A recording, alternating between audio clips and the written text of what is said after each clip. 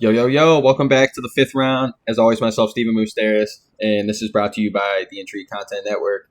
And boy, I've been talking about all my favorite fights from UFC 264 last night. Broke down Sugar Sean versus the Zombie. Got the Greg Hardy knockout, which was filthy out of Tai Tuivasa. The Irina Aldana fight was amazing. The way she got Yana Kunitskaya was impressive. The Stephen Wonderboy Thompson versus Gilbert Burns. I don't want to say snooze fest, but similar. So, if you guys want to check out those videos, I definitely have them up in these corners or whatever. You'll see it. But anyway, I definitely wanted to save the main event for the last video. And I don't know. I'm fucking torn here. I really am, because I broke down this fight clearly. Most people do. Everybody's got an opinion on a Conor McGregor fight clearly. But after watching all the press conferences, all the leaked images, or not images, but leaked news things of DMs from Dustin Poirier's wife, and all the shit talking and the dirty Mystic Mac being back. I was saying how I thought it was false confidence, and he's just kind of building himself up. And the video's there. You definitely watch it. And I definitely had picked Dustin Poirier. I thought it was going to be a third round win. I thought it definitely a finish clearly because it's 5 round, but I don't know. And then it leads to the fight. Conor's got the classic walkout where he's looking just crazy. He's got that crazy look in his eyes. The crowd's going fucking nuts. The bagpipes are playing.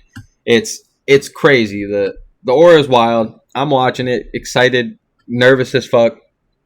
Dustin comes out, El Diamante, and he's looking amazing, excited as hell. James Brown and the JB's playing. Pay the cost to be the boss.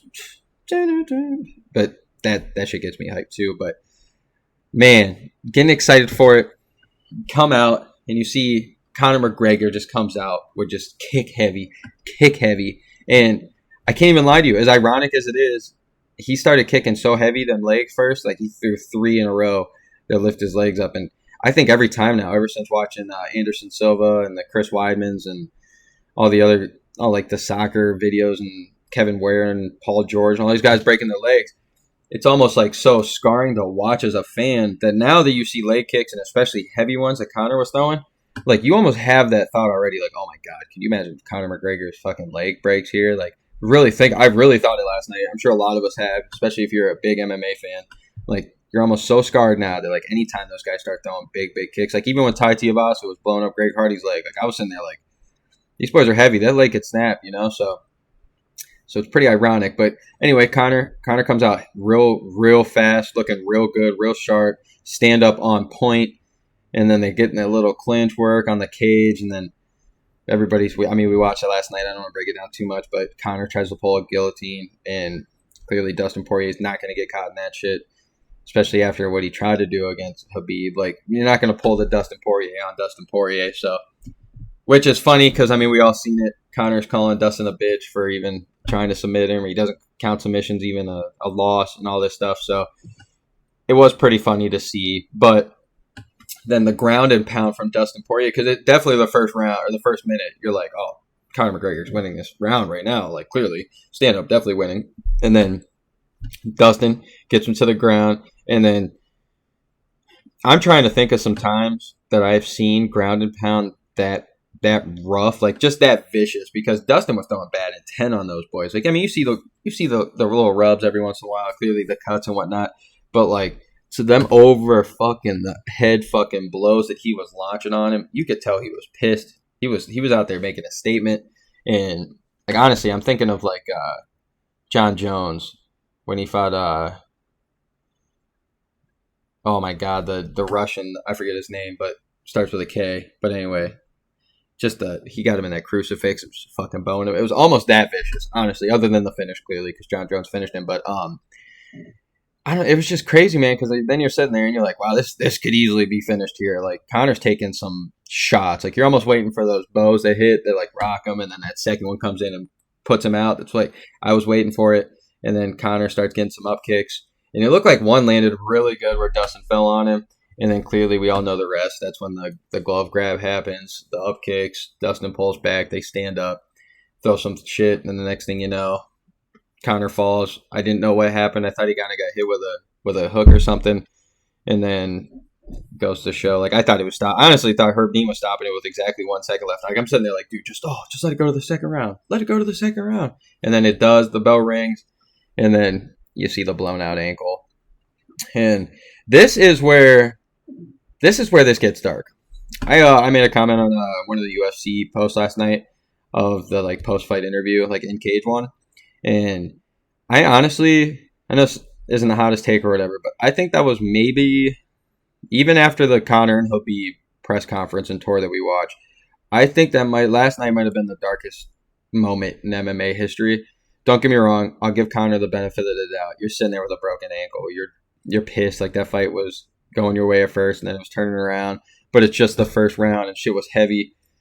And trust me, I get it. It's agonizing pain, and I couldn't imagine. Nobody deserves to do that. But just the way he was yelling at him still, like the death threats were dark. The way he was talking about his wife again in the cage, like, she's in me DMs. What's up, baby? You look like whatever. Called her a slut or something. I don't know. It was just so dark, man. And it's just like, it's not what, I mean, don't get me wrong. It's fighting. These guys are trying to murder each other. They're trying to fucking hurt each other. And trust me, I get that. There's almost no holds bar. Like, anything can be said. We've heard some wild things. But like, even the death threats were a little dark, but I get it. Like, I'm taking your head with me. Like, whatever. I get it. I get that shit when it comes to fighting. But the family stuff was really fucked up. And we seen a Conor. It was like drunk Conor again from the Habib tours. Like, he got so dark in those press conferences. And then to see his true colors now, like, I don't know how people are still cheering for him, man. I'm not even trying to be mean here, like funny, like I know everybody knows Conor's that man or whatever, but the way that he carried himself in this press conference, and like, or not even a press conference, he's sitting there in the fucking cage on his ass, and I don't know, man, it was embarrassing, dude. I don't know how to explain it. I have nothing to do with the UFC or MMA or nothing. It's my favorite sport, so I love talking about it.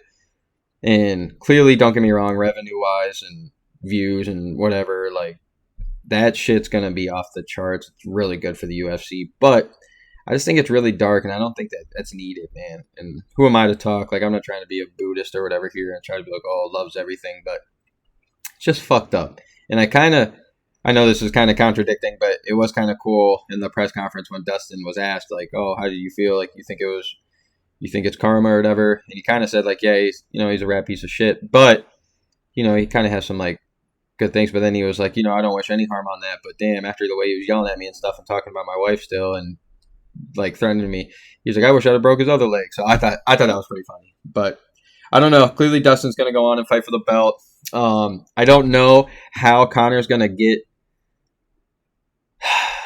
This is tough. Because it's Conor McGregor. He gets whatever he wants. Regardless, he could lose another 3 in a row. And as long as he carries himself with some respect and, like, faces it, unlike Ronda Rousey, he's going to have his name and get the views. So clearly he's going to want to come back and fight Dustin in a year or so whenever he can, which seems like it's going to be happening. But if Dustin goes out and wins against Charles Oliveira, which I think he will, I don't want to see a 1-4 lightweight record of Conor McGregor coming right back into a title fight. But honestly, it's kind of best case scenario for him right now, because I definitely don't think anybody's arguing the fact that he was probably going to lose last night at the end of that fight. So I don't know. It's just, he needs to recover. I mean, he needs to take some serious time. I don't know what to tell him. I'm not trying to sit here and be his whatever, tell him whatever, but seriously, I just thought that was very dark, very low last night, and it was cool to be right about Dustin Poirier winning, but nobody wants to see a win like that. But it was best case scenario for the Conor McGregor fans out there, and that's probably the only people that are going to truly argue that Dustin was going to win that fight regardless. And I think it would have been really, really vicious fashion. It's only a Conor fan that's going to deny that, but.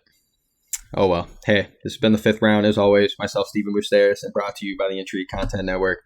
And I hope everybody has a good day.